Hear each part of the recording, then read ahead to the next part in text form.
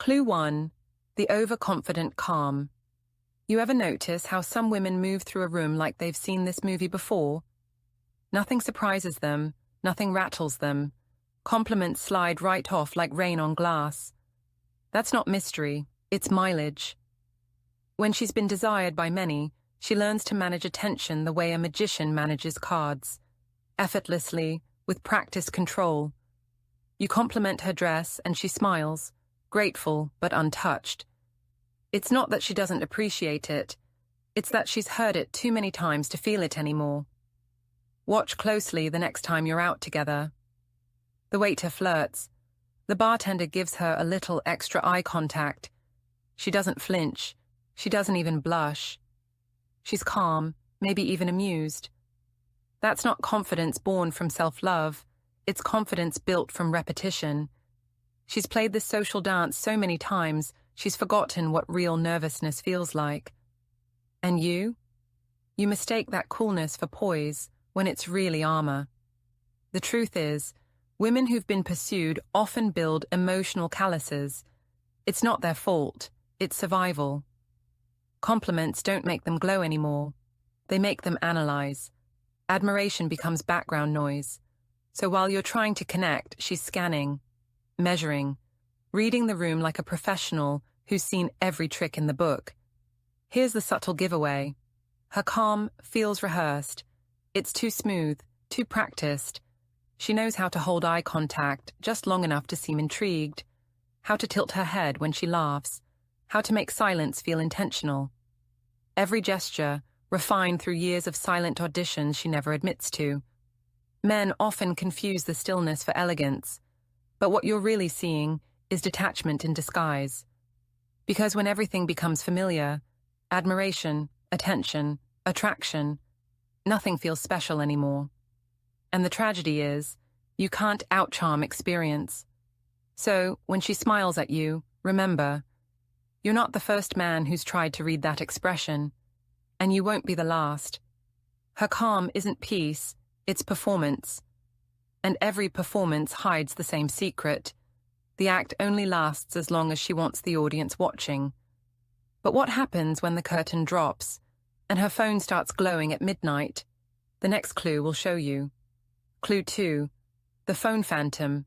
It always starts small, the phone turned face down on the table, the screen lighting up for half a second before she slides it away.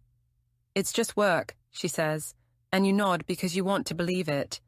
But deep down, you know it's not the message that bothers you, it's the reaction, the subtle tension in her voice, the sudden shift in her breathing. That's not privacy, that's choreography. When a woman's phone becomes her lifeline, it's no longer just a device, it's a mirror of her hidden life. Notice how her thumbs move faster when you enter the room, how her laugh sounds different when it's not meant for you. She's not texting, she's performing. Each message, each carefully timed reply, is a line in a play she doesn't want you to see. You'll catch the patterns if you stop making excuses. The late-night team chat that just happens to end at 1 a.m. The urgent client call that takes place in the car with the engine off. The screen brightness turned down just enough to make the names unreadable. She doesn't hide her phone because she's guilty. She hides it because she's used to secrecy. This isn't new. It's habit. And then there's the digital silence, the kind that's louder than words. She'll scroll next to you, phone in hand, expression blank. You'll catch a glimpse of her reflection in the screen, and it won't be peace you see. It'll be focus. She's managing attention, choosing which conversations matter and which ones don't. Here's the harsh truth. When she stops sharing what's on her screen, she's not protecting her privacy. She's protecting her narrative. And if you ask, she'll turn it back on you. Why don't you trust me, she'll say, with the same calm tone of someone who's used that line before. But pay attention to her silence, not her defense. Because the phone isn't the secret, it's the doorway. And once you look past the screen, you'll see who's standing just outside it, waiting. The next clue exposes that person. Clue 3. The friend alibi network. Every woman has friends, but some have cover stories dressed as friendships. You know the type, the best friend whose name always appears in every excuse. I was with Melissa. Sophie needed me. We just grabbed dinner. These women become shields, not companions. And here's the secret. The more she repeats a name, the less that story holds weight. Watch how easily she slips her friends into her timeline. Every late night, every unreturned call, neatly explained with a casual mention. Oh, we just lost track of time. Sure. But when the details never add up, when Melissa's version on social media doesn't match hers, that's not coincidence, it's coordination. Women who've played this game long enough know the value of consistency. They plan their narratives like rehearsed scripts. And their friends, they know the lines by heart. The most revealing part isn't the excuse itself, it's the emotional tone behind it. She's calm, maybe even a little too calm. When she tells you where she's been, there's no guilt, no hesitation, just smooth delivery. That's not spontaneity, that's repetition. She said it before, and not just to you. Notice how her friends change when you start asking questions. Suddenly, the cheerful phone calls go quiet. Group outings fade. The best friend who used to wave hello now avoids eye contact. They're not being rude, they're being careful. Because when loyalty is built on secrecy, silence becomes protection. Here's what most men miss. Women rarely lie alone. They lie in networks, emotional ecosystems built to maintain image and control. These alibis offer emotional cover, moral comfort, and, when needed, plausible deniability. It's not always malicious, it's maintenance. She's protecting the version of herself she wants you to believe. So, when you hear the same names, the same vague timelines, and the same polished tones, don't get angry, get observant. Because behind every girl's night and every she just needed me, there's often a choreography of loyalty you were never invited to see. And if you think her friends are just bystanders, wait until you see how her silence becomes their language. The next clue reveals what she says, without saying a single word. Clue 4. The emotional flatline. It happens quietly. So quietly most men never notice until it's too late. You'll be sitting across from her at dinner, telling a story you once saw her laugh at, and this time, nothing. No spark in her eyes, no warmth in her tone, just polite silence. She's present, but her presence feels mechanical. That's not fatigue, and it's not disinterest. That's detachment, emotional flatline. When a woman has been through many emotional cycles, love, excitement, disappointment, repeat, her reactions begin to fade. The highs and lows blur into indifference. She's learned to conserve emotion like a seasoned investor who's lost too much in the market. She doesn't give her energy freely anymore. Every laugh, every compliment, every moment of softness must earn its place. Watch how she talks. Her words are minimal, her tone measured. You'll notice it in text messages too. Responses become shorter, drier, colder. The woman who once asked questions now gives answers. That's how you know the emotional current has died. She's not angry, she's emotionally exhausted. She's seen too many versions of connection fall apart, and now she treats closeness like a temporary contract. Here's the detail that stings. She still plays the role of engaged partner. She smiles when you need her to, nods at the right time, pretends to listen. But you can feel the hollowness behind it. It's not an argument, it's absence wearing makeup. You'll sense it when she sits beside you, scrolling endlessly through her phone, not because she's bored, but because it's easier than feeling something real. Women who've been through emotional repetition develop a subtle numbness. They don't mean to hurt you. They're protecting themselves from the déjà vu of attachment. Every new relationship feels like a rerun of a show she's already watched. And once she's seen the ending, she stops reacting to the story. So, if her laughter sounds delayed, her affection feels forced, or her eyes drift mid-conversation, understand. She's not distracted. She's gone quiet in the way only someone familiar with emotional exhaustion can be. But silence isn't the end. It's preparation. Because the next clue reveals how she turns that numbness into something far more dangerous: vulnerability on command. Clue 5, the rehearsed vulnerability. She knows exactly when to open up, not too early, not too late, just at the moment when your guard is lowering and your empathy is highest. She'll tell you about the man who broke her heart, or the betrayal that changed her forever.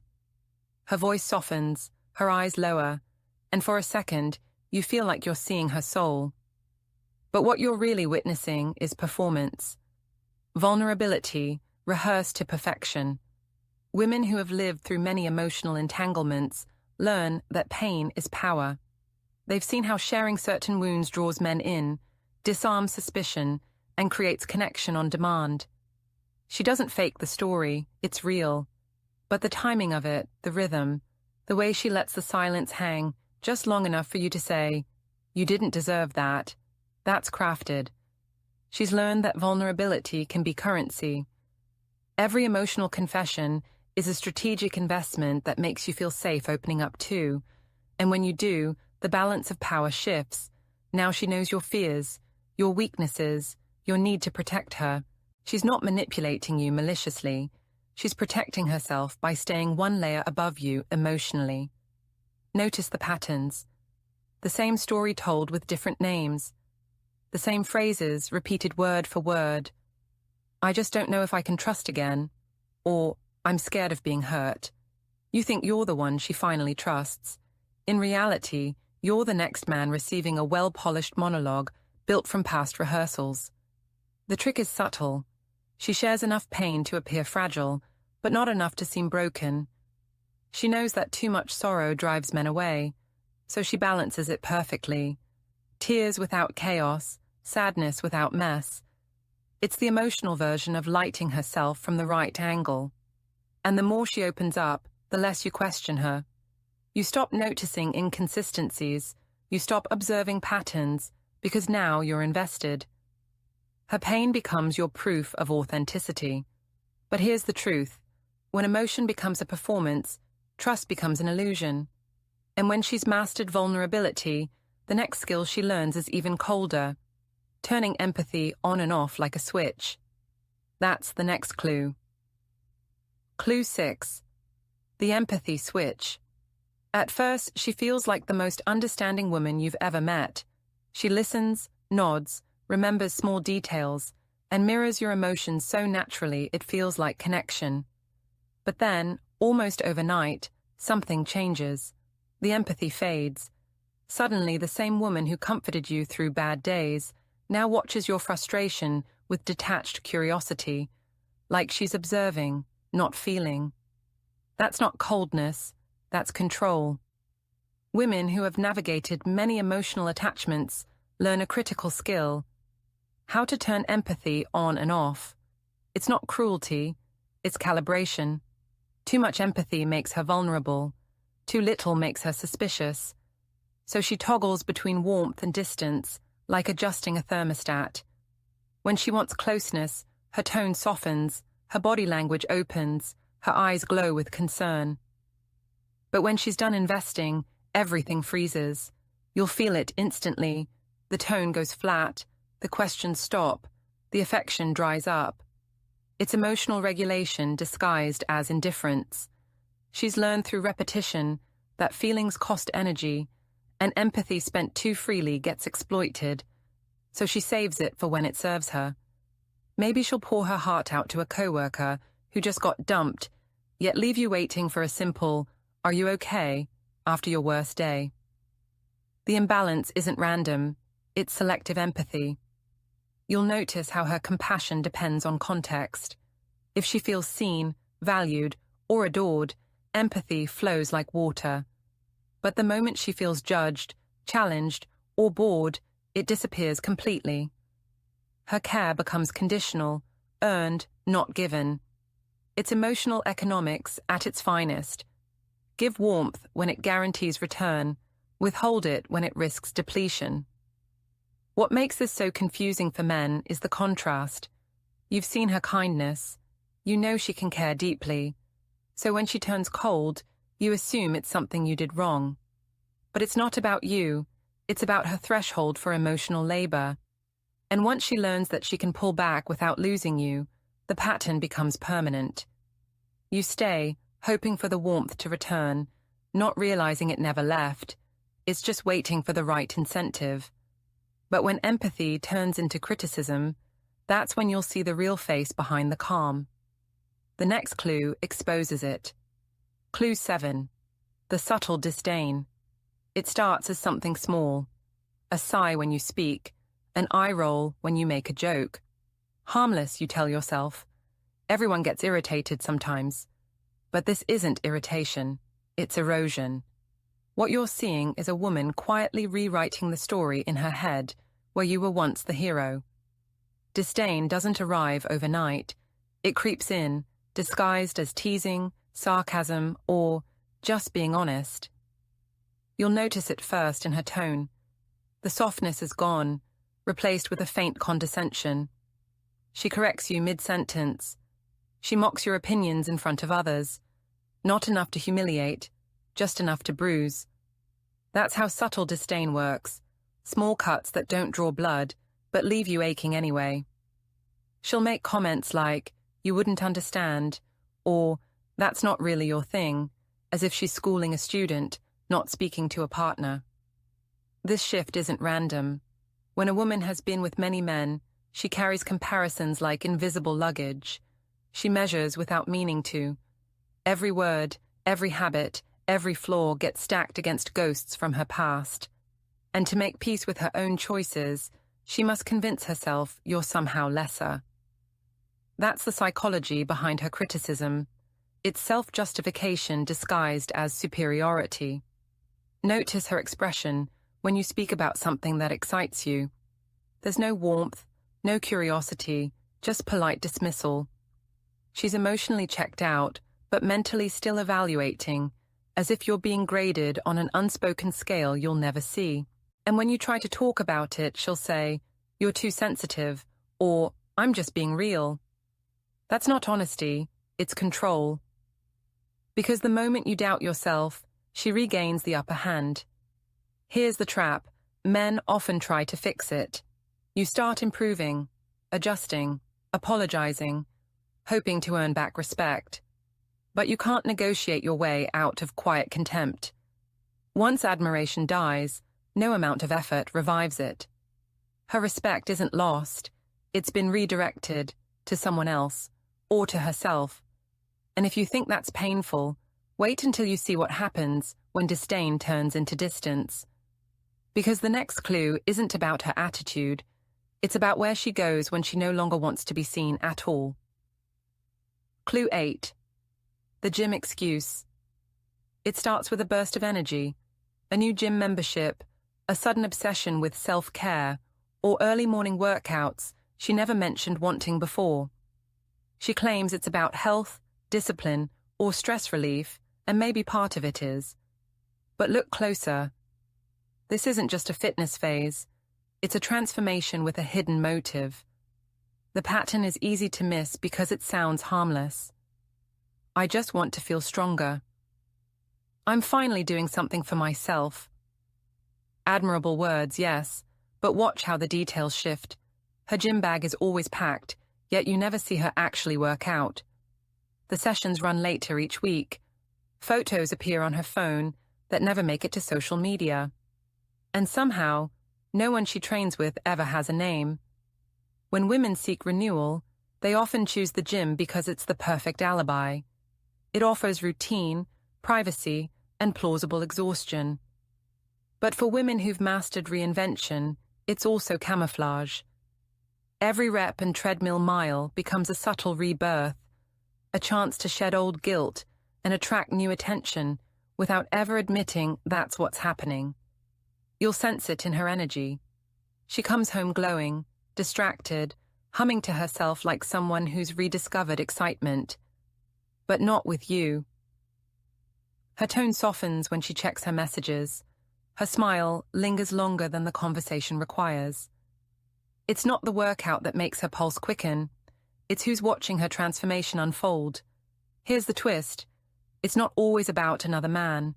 Sometimes, it's about reawakening the part of herself that thrives on being desired. The gym becomes her stage, the mirror her spotlight, the admiration, whether real or imagined, her reward. The longer she trains, the more detached she becomes from the version of herself that needed your validation. She'll say it's about self-improvement. And in a way, she's right. But the improvement isn't for you. It's for the world she's preparing to re-enter. So, when the excuses pile up, it ran late. I went for a quick drink after class. My trainer wanted to review my form. Don't just hear the words, hear the rehearsal. Because soon, she won't need excuses at all. The next clue reveals how she tests your awareness, without ever saying a word. Clue 9. The emotional test games. It begins innocently, little comments, playful teasing, moments that seem harmless on the surface. But underneath, she's studying you. Every reaction, every pause, every flicker in your tone becomes data. She's not arguing, she's testing. Women who've learned from many emotional entanglements don't search for love anymore. They test for leverage. She'll drop a name into conversation. My gym buddy said something funny today. You'll feel a small sting, and she'll watch it happen. That flash of discomfort is her measurement of control. If you confront her, she'll laugh. Oh my God, you're jealous. If you stay quiet, she'll push further, just to see how much she can get away with. It's not cruelty, it's curiosity. She's seeing how far she can move without breaking your composure. The more experienced she is, the subtler her games become. She might flirt with others in front of you, not brazenly, but with the kind of ease that makes you question your own instincts. A hand on someone's shoulder, a delayed reply, a compliment that feels too specific. Each action is a probe, designed to trigger emotion while she stays detached. These tests aren't random. They're psychological tools. By provoking you, she gauges your attachment, your patience, and your power. A man who reacts emotionally tells her she still owns his center. A man who stays calm unsettles her, because calmness means distance, and distance threatens her control. But here's the deeper layer. Sometimes she doesn't even know she's doing it. The behavior is muscle memory. She's been conditioned by past relationships where attention equaled safety. Now, she recreates chaos just to feel wanted. The irony? She's not testing your love, she's testing her ability to still matter. When these games begin, every interaction becomes performance. She apologizes after pushing too far, promising, "I didn't mean it like that." But she did. She needed to feel your reaction, to prove she can still reach you. And if she can't, if you stop reacting altogether, that's when she truly panics. Because a man who no longer takes the bait is a man who sees through the game. But the moment she realizes you've stopped playing, she starts disappearing. The final clue reveals how she does it, without ever leaving the room. Clue 10. The vanishing spark. It doesn't end with an argument. It never does. It ends in silence, the kind that feels clean, practiced, almost peaceful. She still smiles, still says good morning, still sits beside you on the couch, but something essential has gone missing. The laughter that once filled the space between words now feels rehearsed. The warmth in her eyes has cooled into polite distance. What you're seeing isn't confusion, it's closure in progress. Women who've lived through multiple attachments rarely leave abruptly. They fade first. It's the emotional version of packing a suitcase, one item at a time. You'll notice she becomes more self-contained. Her schedule shifts subtly. Her phone stays closer. Her perfume changes. Something lighter, newer, like a scent chosen for a fresh start. She's not preparing to leave you tomorrow. She's preparing to not need you anymore. The most haunting part, she doesn't seem angry. In fact, she's calmer than ever. That's because she's already detached emotionally. What remains is maintenance. keeping appearances until the transition is complete. Her affection turns into routine gestures, a kiss on the cheek instead of on the lips, a love you that sounds more like a habit than a heartbeat. You might sense it during simple moments, the way she looks past you when you talk, the pause before she answers, the stillness in her hands when you touch her. She's not rejecting you, she's rehearsing indifference. It's how she's left before and how she'll leave again. Men often mistake this phase for peace. They tell themselves things are finally stable, that the tension is gone. But the truth is, it's not stability, it's exit strategy. She's mastered the art of disappearing while staying visible. By the time you realize what's happening, she's already built an emotional life that no longer includes you. You'll wake up one morning, and everything will look the same coffee, the same smile. But the woman sitting across from you isn't really there anymore. Because when a woman perfects the vanishing spark, she doesn't need to say goodbye. She already did, weeks ago, without a word. See you in the next video.